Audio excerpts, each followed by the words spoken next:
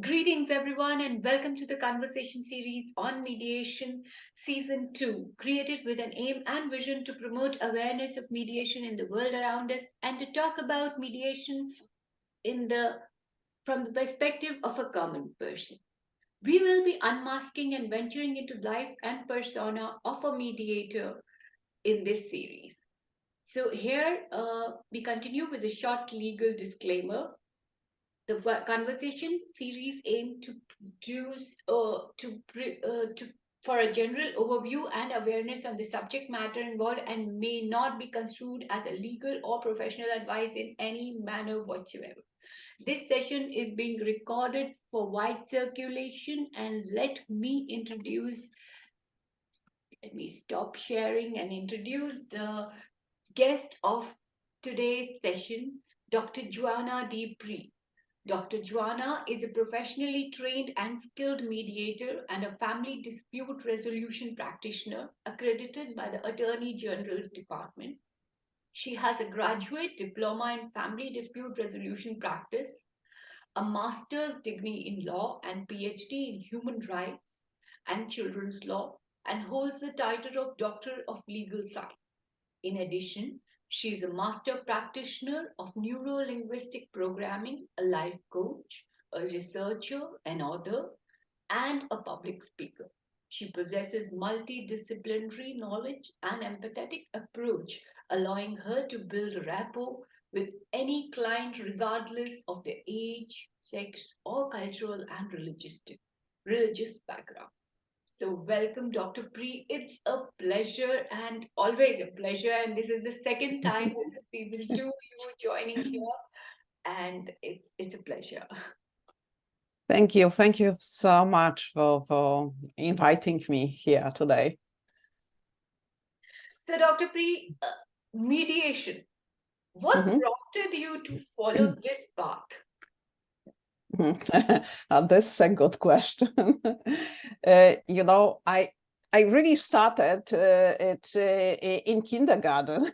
When kids were, arguing who should play first, who second, or someone took someone's toy.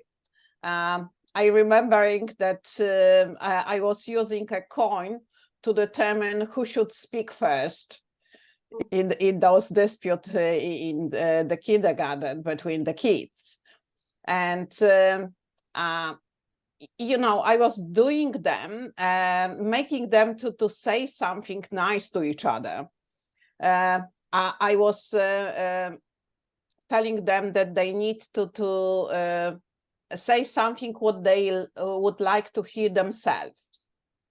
And there it was that they were saying in the end, okay, I will give you a lollipop. And the other person was saying, okay, that you can go first in the game. Okay. But it was really started then. So that's early age negotiation going on there. This is correct. And I really like this because I had from the very early age, I had a very strong sense of being neutral and to be fair to each and every parties. Nevertheless, this was causing as well some dispute between me and my best friends because they were asking why you are not taking my side. And it was, a learning process. I grew in the family where a part of the family was lawyers and another part was doctors. So I like to be both an advocate, help solve problems, heal the people's hearts and injured knees. I always had a plaster in my school backpack.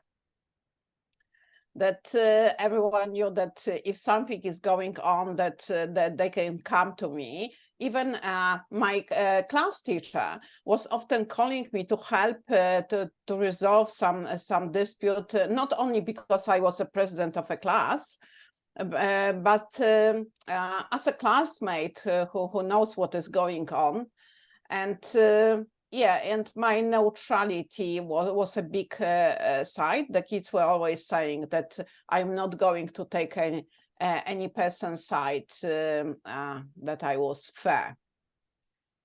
Doesn't mean that it was easy to grow up with the strong feeling of fairness, because I felt very much when it was something not right, like someone was taking someone's side, and I was believing that the person should stay neutral. But yeah, I always had the sense that I need to be fair for both sides of dispute. And like majority of the current mediators, as you said, I went into a legal profession, and I gained a lot of experience in legal procedure, but also in negotiation. And I love negotiations, really. I'm reaching a settlement outside the court and make both parties to feel happy was this what I liked. And mediation was always more appealing to me in reality when I was, contemplating about that, because this was allowing me to help both parties to solve the issues, and giving me personally the incredible sense of fulfillment, sort of wholeness and created a congruency within myself. And yeah, I work for myself. I have my own mediation business. I call this Fego Mediation.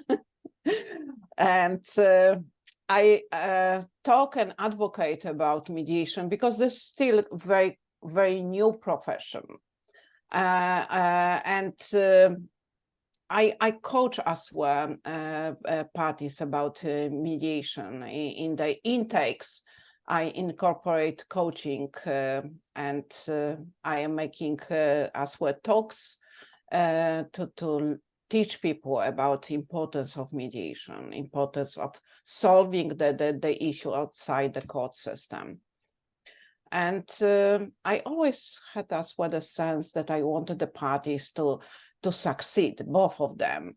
And even if this wasn't impossible, I wanted them to go out of this dispute or mediation process simply wiser, better understanding the issues, and see more and understanding a little bit more what the other party wants, and generally to feel better and be able to carry on the matter if they need to progress to the legal procedure.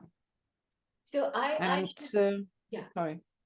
No, I just wanted to say that, fulfillment of and the satisfaction that you got, and the principles of natural justice were imbibed since the childhood, I should say. Absolutely, absolutely. I had a very, very strong need of helping. Like I believe I was born with the need of serving others. And I remember my parents when they caught me outside the house with my little suitcase in which I packed my dolls and a package of lollies and apple. And they asked me, where are you going? And I said, I'm going to Africa. And they're saying, and I had my best clothes, my shining shoes. Why you are going to Africa? I was 4.5. Why are you going to Africa? And I said, because I was seeing the documentary, and the kids don't have any lollies, and they don't have dolls, that I will go there, I will go to play with them. That I always had the sense that I need to do something. And yeah, and this was growing in me, this need, and this turned into as well a spiritual need to improve myself, to understand more, to see and understand beyond. Most definitely. And recently, when we talked, you told about your experience. You were there in the woods, and you were staying alone without any technology. That's Mm, itself a challenge in today's times, I should say. When we almost half an hour we are not connected, or internet goes away, and you are jittery in today's world, and staying without connection to the outside world. So yeah. please tell us your experience about that. Yeah, I am a meditating mediator. That I was always as well very interested in the human mind, human psyche, which a big part is spirituality. And one that I spent 2 months this year. It was in July, August, and the whole September in Ecuador, and I was traveling to Colombia to see the cities there, of course, see how people are living. But I visited as well a sacred place of Quechua people. They are the native tribe of Ecuadorian Andes Mountains people. And I spent 3 weeks on 3,500 meters on Imbabura. It is a dormant volcano, which is a holy place for them. Learning and understanding their culture, and talking about all the form of mediation as well with them. We had a lot of very interesting talks. I was not able to extend them too much because my Spanish is very limited, that I needed to use a translator to do that. And this is what I found, which was very interesting for me.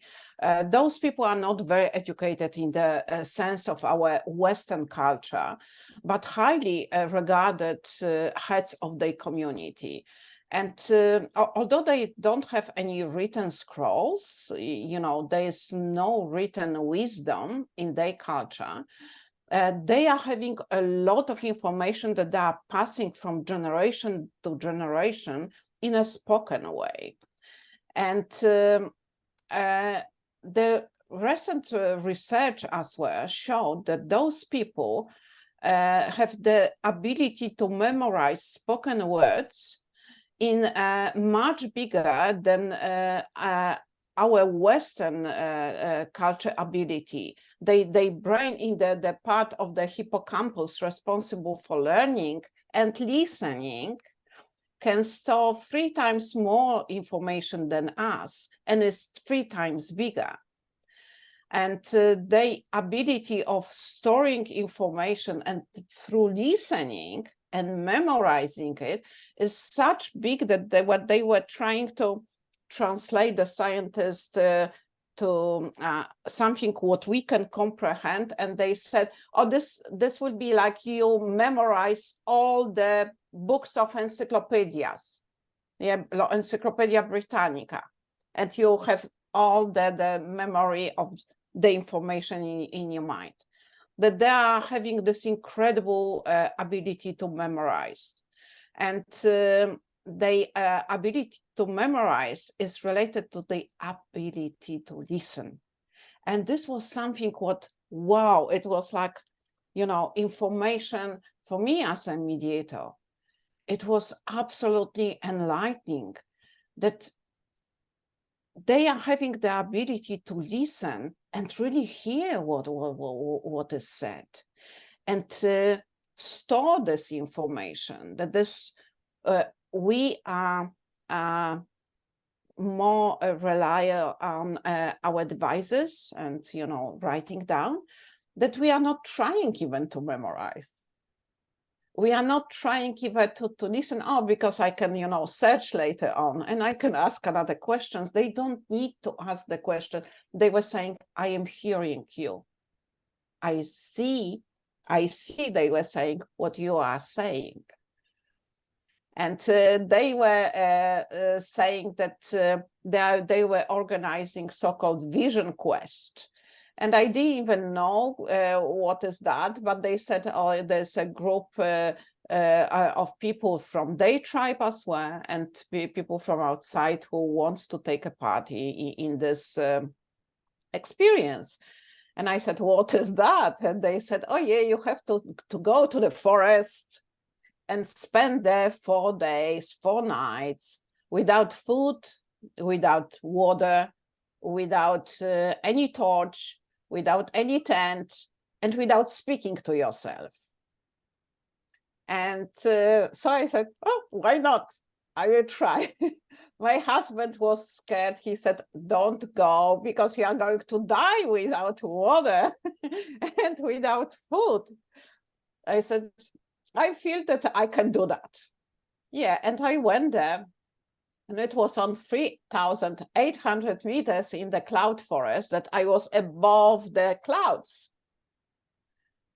And I spent this 4 days, 4 nights, and I wasn't hungry, and I wasn't thirsty, and it was raining 4 days, 4 nights. I was not allowed to drink this water, and but I was very wet, and this is what I observed after 24 hours of spending in the forest.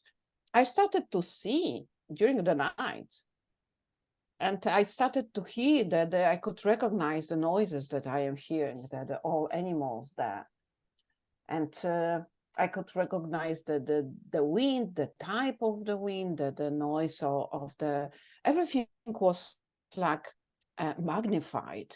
I could hear more, and through that I was listening better. I was listening more, and it was like a very incredible experience because I was as well listening myself, what is happening inside us, because we, during our daily life, we are having this noise outside. We cannot hear ourselves, and if we cannot hear ourselves, I was contemplating that, how we can hear others, what we are really hearing, how we can listen without not developing a listening system within us. That it was, very illuminating experience for myself, and yeah, very, very, very special. This is what I can say. We are not dying after 4 days or 4 nights without food and water. Of course, I was not moving. Probably if I need to march, I will lose a lot of water that was stored in my body in natural way. But yeah, by sitting in one place and meditating, yeah, we can survive longer. That's really, and that's when I hear it, that that you beautifully said that, when you can listen to yourself, and when you cannot, if you're not experienced listening to yourself, how can you listen to others? That's a very good. And when I talked, when you were speaking, I could relate that to, ancient saints who went to the forest, who spent so much time meditating and, sitting at one place. In even those gurus and those sons, as we saints, as we call in India, Mahatmas, and going to the villages, or sorry, to the forest, Himalayas, and praying. So I can relate, when it's said that you could live without food and water, and only on wind and oxygen for long. So one can relate now that when you are in the meditating stage, you really don't care about the outside, the life things or materialistic things. You grow towards Yeah, absolutely. and Yeah, you don't need, you are finding out that you don't need anything, really. yes. And when we relate it to mediation, It's kind of a experience that you are experiencing something within yourself, and you can relate to what other person might be feeling. Sometimes when you're aware of yourself, you can be aware of the other person's needs, wants, and pains. That's Yeah, I yeah. do. This taught me as well, to be an acting part or an acting actor of my own life, but in the same time an observer of it. Yes. That it was, yeah. I always, as a child, I wanted to be a yogi. That I think it was the part of me being a yogi. But I feel everybody should experience this kind of an awakening, I should say, within oneself, when one is aware of one's own senses, and you know unoblivious or oblivious of the surroundings, and yet in one's own self. So that was really, and relating it to the pain other people are facing, and to be able to understand that, that's a very amazing. Because when you were telling me about that you stayed in the woods without food and water, I was like, I also want to do that. It is really a beautiful experience, because you are reaching a state of mind in which you feel that you are connected to everything and everything is connected to you. And there's no division between you and all other parts of environment, other people. That other people experience your experience. That some stories that people are telling us in mediation, they are the part of our stories. And when we are seeing that the person, oh, this person is behaving in particular way, I was behaving in the same in 2010, for example. I can recognize this behavior. And then we are having more empathy within us to this person because we went through it. Beautiful. There's no judgment. So when we move from there, what as a profession, what do you feel the youngsters who are joining this profession, because this is being synonymous with legal field also now. How do you think would a person need, what qualities, and what do you think your youngsters would be needing to be a good mediator? I've seen, I will start that the good mediator would be, needs to study mediation through meditation. Because you are starting to learn to hear yourself, to listen to everything what's surrounding you, and you're really tuning your inner ear to hear and understand more, to be more attentive. And I see that the attentiveness, that when you want to achieve something, like a hummingbird is seeing only the flower and is absolutely concentrated on this flower, but is in the same time very aware of the whole surrounding. That this what I will say, be attentive, study to see both sides. Don't give up, as this is one of the most emotionally and spiritually fulfilling profession, which will change you intellectually and challenge you intellectually and will make you grow with each new situation. You are going to feel that you understand more and you see more, and you are simply wiser. You need to gain life experiences, and this is not important from which fields that the life experiences will come, because conflict is everywhere. Yes. And age could be, you know, some children which were young people which were coming from the families that everything was given and they never have to struggle with everything. They probably need more life experiences than others, because they had less conflicts in their lives, conflicts with themselves.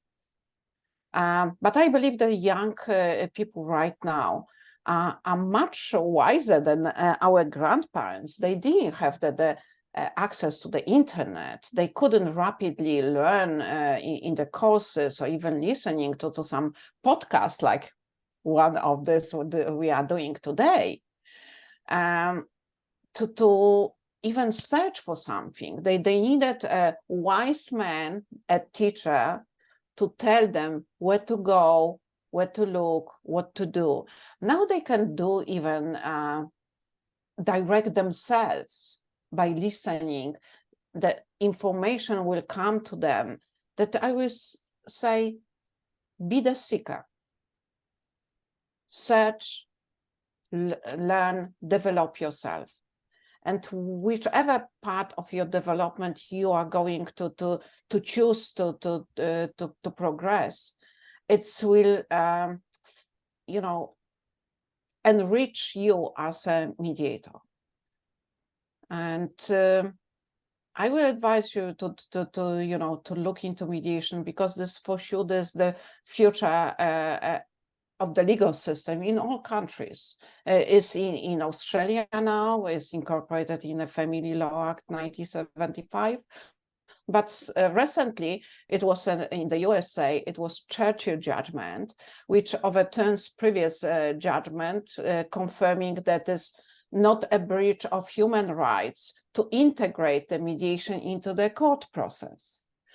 And therefore, right now, the court is going to incorporate in the USA mediation as a very part of the legal process, to not to, you know, to be cost effective, to create decision that the parties are going to be happy make together. That's really great, and we have heard your experiences, how you started with the life as a mediator, what prompted you, and what you said, be the seeker, is going to be the tagline for the mediators of today, and all those future students, I should say, who are learning in their law colleges. So that would be an awesome experience, and where you found yourself at mediation on the welfare center.